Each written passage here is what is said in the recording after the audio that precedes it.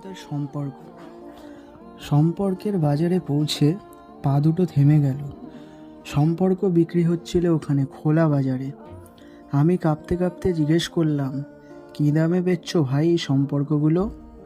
দোকানদার জিজ্ঞেস করলো, কোন সম্পর্কটা বানাতে চান আপনি?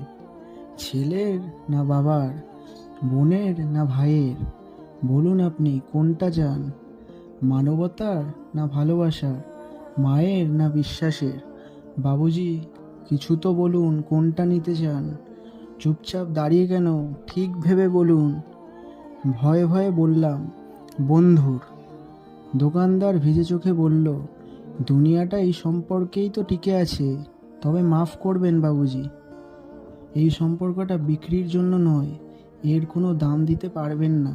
আর যেই দিন এটাও বিক্রি হয়ে যাবে, সেদিন দুনিয়াটা উজাড় হয়ে যাবে।